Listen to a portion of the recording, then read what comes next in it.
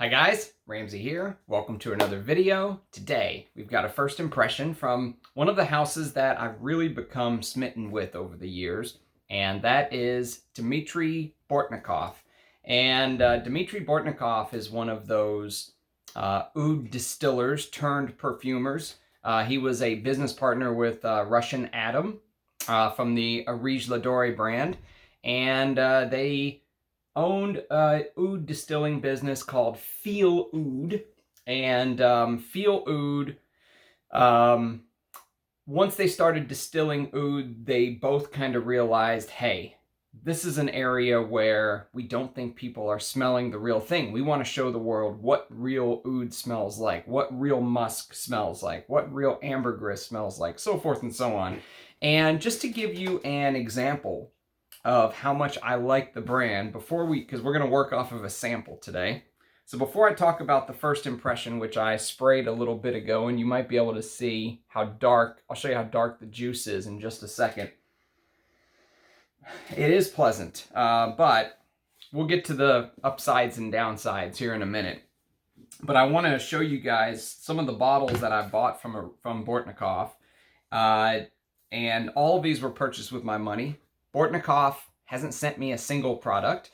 The first one is Musk Khabib.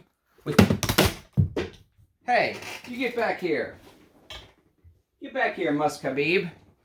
I'm going to leave that in. Well, at least we know the Bortnikoff bottles are steady. I was going to try to show you the top of the cap. So this is the old cap style. And you okay, baby? You're okay. So this is the old cap style. The new caps I'll show you here in a second. But Musk Khabib is one of my favorite musk fragrances of all time. The other, which I would love a full bottle of, but it's impossible, you just can't get it now, is an Oud fragrance called Siberian Musk. And Siberian Musk is probably actually my favorite, even more than Musk Khabib. But if you're a musk fan and you just can't get your paws on Siberian Musk, and Musk Khabib is easier for you to get, then that's what I would go with. Beautiful musk perfume with spices, real ambergris, real deer musk, oak moss, vetiver, cedarwood, vanilla. Beautiful. And then, I'm glad you're okay, Musk Khabib. That was a close one. And then, we've got Mysterious Oud. This is almost like I'm going to take the bottle out before I show you guys, but there's the new cap. That's what they look like. Very Roja Dove-esque, and with the little plate. But Mysterious Oud first came in this bottle that looked different even from the original one that I showed you. It had this different plate, different cap, and then they released this one in 2018, and then they repackaged this, I think, in 2020 or so. But Mysterious Oud is like this oriental oud with this big orange note. You know how I've said orange kind of runs through fragrances like JHL, Lagerfeld, Cologne. This is all of his ouds are real oud, right? And this is oud and Indian oud mixed with things like Apopanax, Tolu balsam, labdanum, vanilla, myrrh, castoreum, that kind of thing. You would think it's my favorite, but it's actually not. There are better perfumes from the House of Bortnikoff, but it was obviously full bottle worthy to me. And then I went for Amber Cologne. Amber Cologne came out in 2019. And when you see the word amber here, you should understand that it's really referencing ambergris.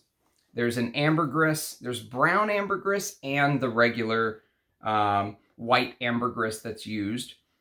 And there's Sri Lankan oud, Indonesian oud, vanilla, but this one and the one we're going to talk about today, if you're someone that wants a real oud fragrance without having a real oud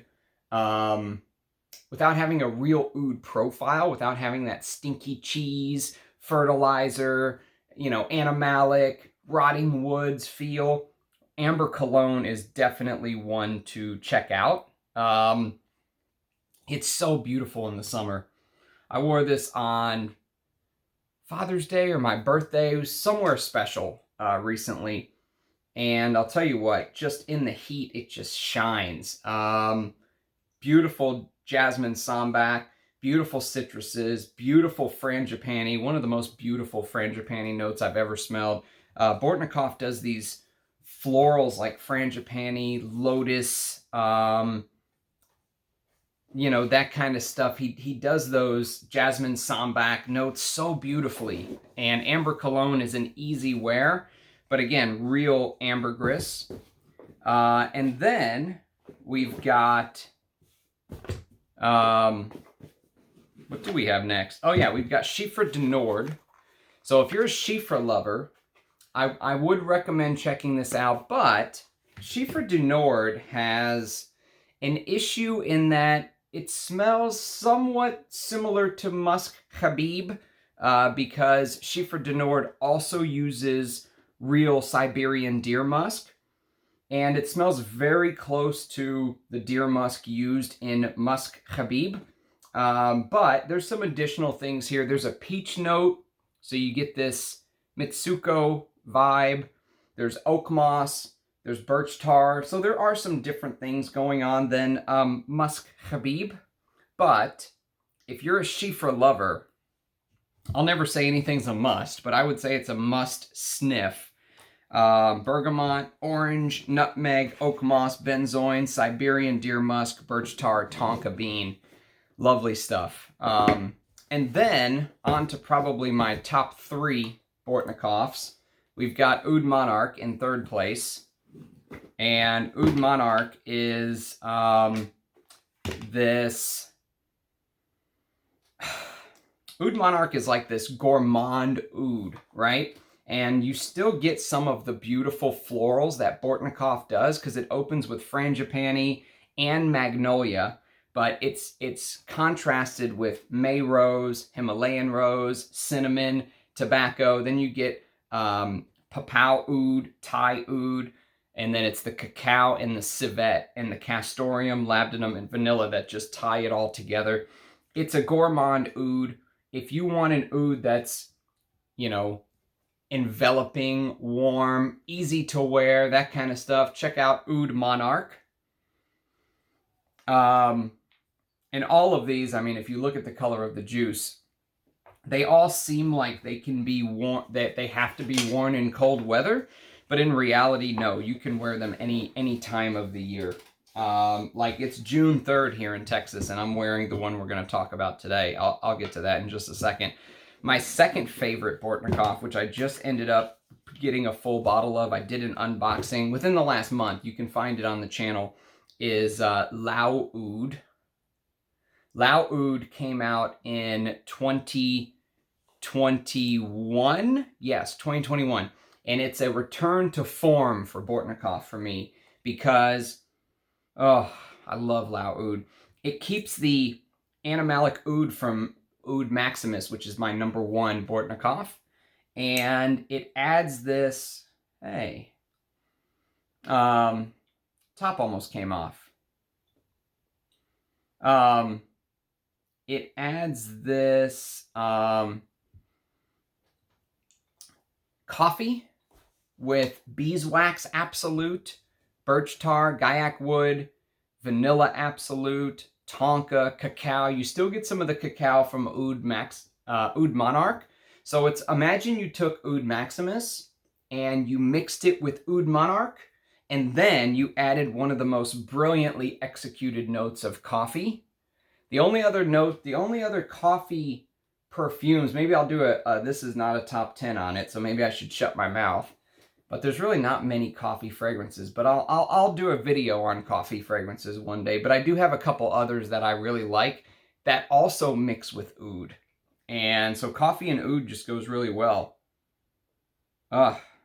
Good stuff. What is going on with my atomizer here? There's like a space between the atomizer and the sprayer, which is only on this new bottle. The old ones didn't have that, so I'm wondering, either way, I'll mess with it later. Okay, and then finally, I mentioned it, we're going through my Bortnikoff collection, so I'll flex on you guys a little bit, even though it's not my thing. Ood Maximus. And Ood Maximus is my favorite oud perfume, period, of all time. I like it better than the Night, even though it's more than a third of the price of the Night. Ood Maximus. Indian oud, Vietnamese oud, Borneo oud, Sri Lankan oud, 4 types of oud with clove, rose attar, Indian rose, Himalayan rose, May rose. This is way more than just a rose oud. Jasmine sambac, cardamom, pink pepper, orange, bergamot, vanilla, deer musk, and civet. The only other animalic oud fragrance that can compete with this is also an indie perfumer, and it's called Suga. TSVGA is the house. He pronounces it Suga. And Suga Fiona. The fragrance is called Fiona. Fiona also has 3 types of oud, 2 types of ambergris, Hyraceum, real castoreum, real civet, you name it. I mean, real skunk oil, real frangipani absolute, real jasmine sambac, real lotus flower absolute, all kind of amazing things.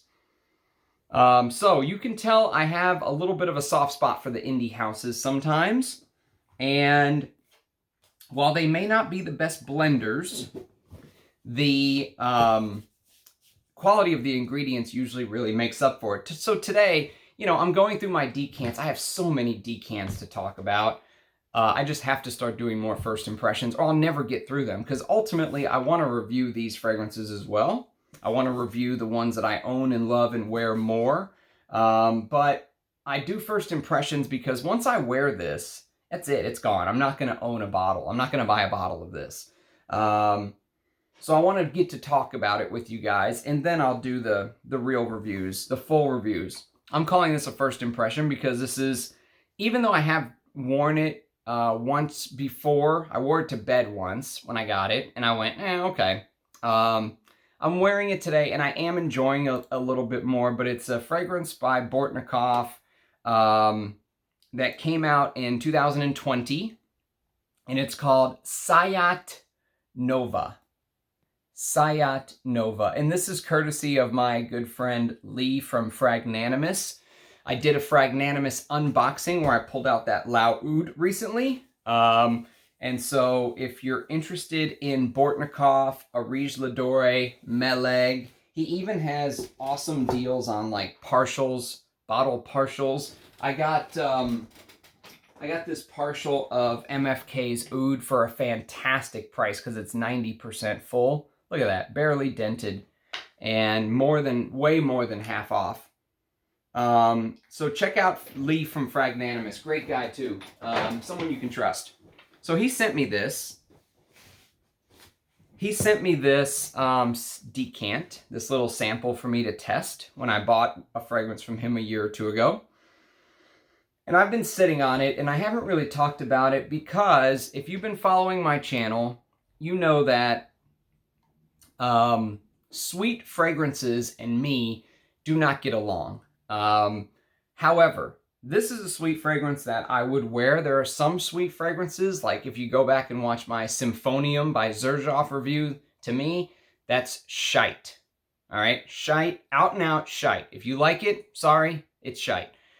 This is not shite. This is good. But it does have a sweetness that bothers me a little bit.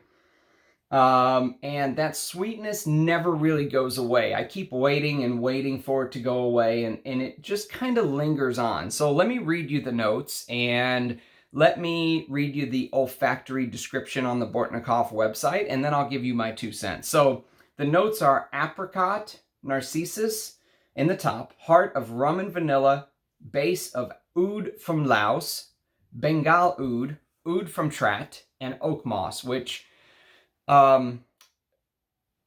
You're a Rose, who I joke about as like the in-house perfumer of Channel Ramsey, says Trat Oud is kind of like what they consider the trash oud. It's the throwaway oud. It's the ones that most people don't really want to use because it's not like a It's not like a refined, it's not like a plantation oud. It's kind of like a bunch of mixtures together is the way he described it. And so he said he had to give Bortnikoff credit for listing that because most perfumers would hide that. Maybe he thinks most people don't know what it is, right? And I didn't know what it is until Yura Rose told me. So Oud Trat, Bengal Oud, Oud from Laos, and Oak Moss. But they aren't real Oud, and you can see, look at the color. I mean, it is dark, resinous, looks like black Afghano or something, right? So here's the description. Sayat Nova is a fragrance inspired by the legendary 18th century Armenian poet and troubadour of that name. The scent evokes the romantic mysticism of exotic lands and bygone centuries. This exceptional creation fuses dark and intense woody tones with rich and luscious sweetness. Sweetness, for sure. Like the famous balladeer himself, Sayat Nova inspires images of romance, opulence, and unbridled passion.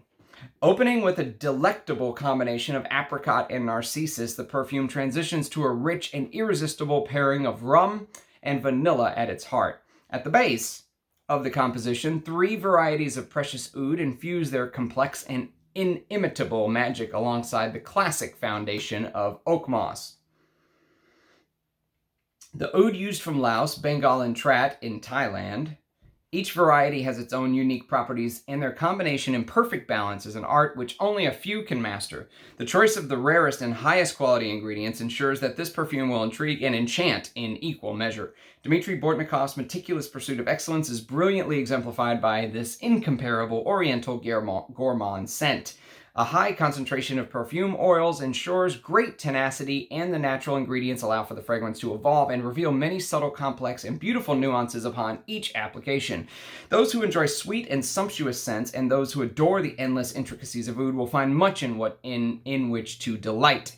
Open your mind to the infinite possibilities of imagination and embrace your most adventurous and romantic side with Sayat Nova. Okay, so, $350 for 50 ml is the price. And basically what you get when you first spray, let me walk you guys through the scent. So when you first spray, it starts with this big apricot peach thing. And it smells like you just opened up a jar.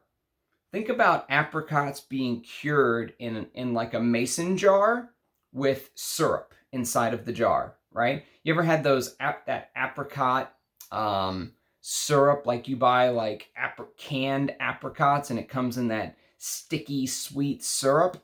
That's what it smells like when you first spray. You definitely get the peach apricot thing going on.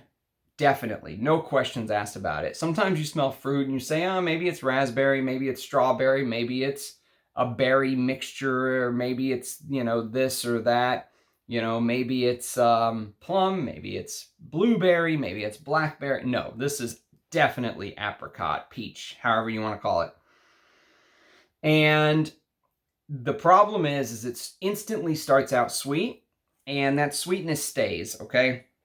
So the sweetness from the syrupy apricot and the vanilla are a little much for a man of my taste. The things that I like, this is almost like a beginner's Bortnikoff, if you will, or maybe even a beginner's oud.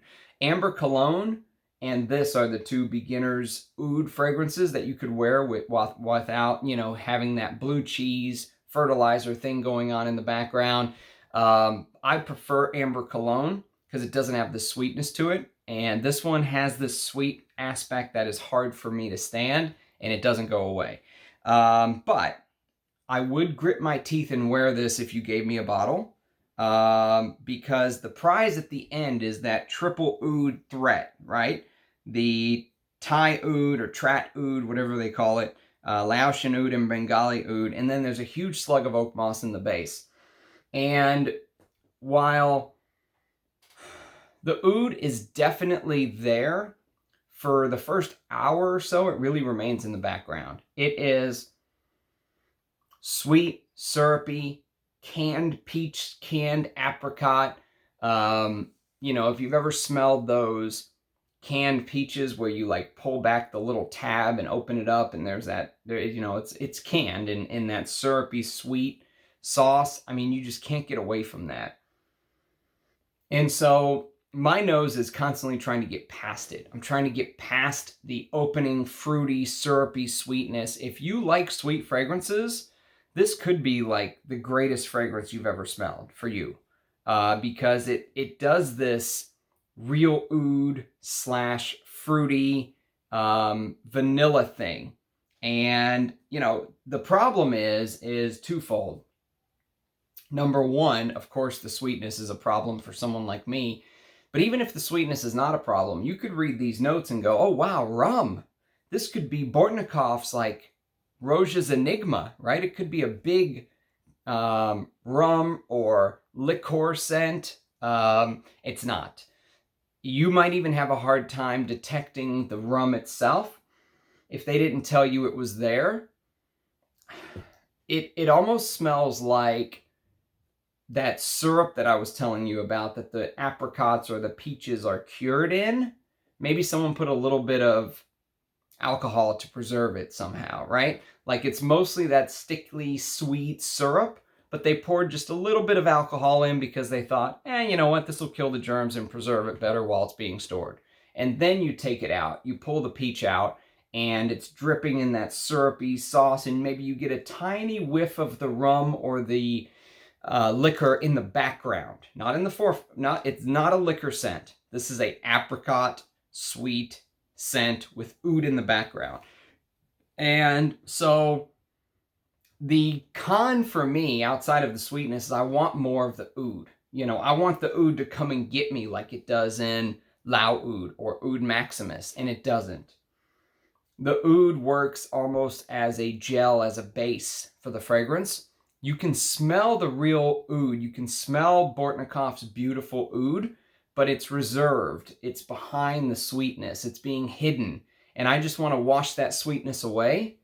And I mean, it might be a cool idea to have like an apricot opening, because that's kind of unique. You don't get very many apricot narcissus openings, right? But I want it to transition. I want the switch to flip. I want that part of the fragrance to end, and I want the oud to then take over and roar, and it doesn't. It just sits back like a kitten, meow, you know, very, it's not going to hurt you. It might play with your hand a little bit. It might bite you. It might even claw you, but it's a kitten. That's the best way I can put it. I think that's fair. I think that's a very fair assessment. This is a kitten oud. This is an oud that you would give to somebody who doesn't know ouds, doesn't like ouds, just wants to say they're wearing an oud, that kind of thing, you know? It has that vibe about it. So, it is, it's not something I hear very many people talk about. In fact, I forgot I even had this sample. That's how uninterested I was in buying a full bottle of this. This was instantly a no when I sprayed it initially when I first got it a year or two ago. Now, still a no. I would not buy a full bottle, but if someone gave me a bottle, I would wear it. Let's put it that way. I wouldn't waste it. You know, it wouldn't go to waste. It's not shite in the sense that Symphonium is shite. If you're going to spend $400 on a perfume and you had two choices, Sayat Nova or Symphonium, which is also this disgustingly sweet Xerjoff thing, Sayat Nova all day and twice on Sunday. It's superior quality. The sweetness is there, but it's bearable. You know, it's not that gross synthetic sweetness that you expect from like a $5 drugstore fragrance that you get in Symphonium. And so for me, even though I'm not saying the nicest things about this fragrance, I hope you're understanding that I don't hate it. I'm not bashing it. I'm not nuking it for morbid. You know, this is not going to be one of those videos where you turn on and just giggle your head off because of how bad I say it sucks. No, this is a good perfume. It's just, I think Bortnikoff made this because his brand was getting more popular. And, you know, if it's a guy and a girl, and one of them's a frag head and one of them's not, and they're a couple, and they're sitting there smelling perfumes together, and one of them, you know, is smelling the real ouds and going, oh, God, how can you like that, you know? Or whoever the couple may be. and one of them's into it and one of them's not into it. This is the one that the person who's not into fragrances would go, oh, that's pleasant. That's nice. There's some sweetness. It's not too animalic. It's easy to wear. Why don't you buy that, right? Or maybe they have enough money where the frag head will pick Ood Maximus or Lao Ood or Ood Monarch, and the non-frag head would pick this. Sayat Nova. That's Sayat Nova in a nutshell. I hope I've explained it. I mean, I can't really say anything else about it because there isn't anything else to say. The sweetness lasts and lasts and lasts. And actually, this fragrance lasts and lasts. This is a beast fragrance. But it's just that sweetness. It's that syrupy, maybe a little bit of alcoholic sweetness that I can't get past. It's not a perfume that I would go spend $350 on. There's other things I want to spend $300 on. That's not this. So anyways, that's my 2 cents on it.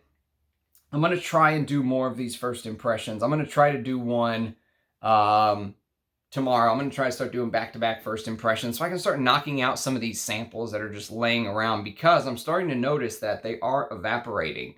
These little sample tubes, the atomizer on this does not hold the perfume as well as a bottle. So if this sits in your house for a year, you'll notice that the line, you'll start to go down much faster than a full bottle will with a cap. And so because of that, I feel like I need to start knocking some of these out. Although I love doing the other videos more. My perfumers portfolio videos, my This Is Not a Top 10, my Ramsey's Ramblings on Discontinued Perfumes, you know, that kind of stuff. I love doing those more because I can just talk about more fragrances and all that stuff. And sometimes, you know, an initial impression, an early impression, someone might say, well, you've only worn it once, what do you know? And technically, they're right. I mean, I did only wear this once, but I feel like I've given it a fair shake. And that's what the early impressions are all about. What I'm testing, my initial impression on it. If my thoughts change, I will let you guys know. But I have so many samples I want to talk to you guys about. So many fragrances that, you know, I want to at least get out there on the channel so we can talk about it. And then I'll jump into the full reviews. But the samples just keep piling up. There's so many fragrances nowadays that you can't keep up with everything. But and since I wear it as my scent of the day when I do a first impression, it takes up the entire day. It stops me from wearing Jubilation 25, which I love, or, you know, Bala Versailles, or something like that it stops me from wearing some of my favorites. So I hope you guys appreciate these first impressions, because that is one of the downsides of having a channel, is that you can't really just wear whatever you want because you're always testing stuff and doing stuff and talking about things. And I want to do that for you guys, but it does take up time. I'm wearing something I don't really love when I could be wearing Lao Ood, Ood Maximus, that kind of stuff. So anyways, that's my thoughts on Sayat Nova. Good fragrance. It's not shite. It's just you have to have a sweet tooth, and a big sweet tooth at that, because the sweetness is not just in the opening. It lasts and lasts and lasts. And if you've ever smelled canned peaches with the syrup and alcohol, that's pretty much what you get with a little bit of oud in the background. Even though there's 3 types of oud, there's just a little bit of oud in the background. A little bit of funky animalic cheese, a little bit of fertilizer. Just a little bit, though. I mean, barely there. So anyways, that's my take. Hope you've enjoyed it. Thanks for watching, everyone. I'll be back tomorrow with another video. Cheers, guys. Bye now.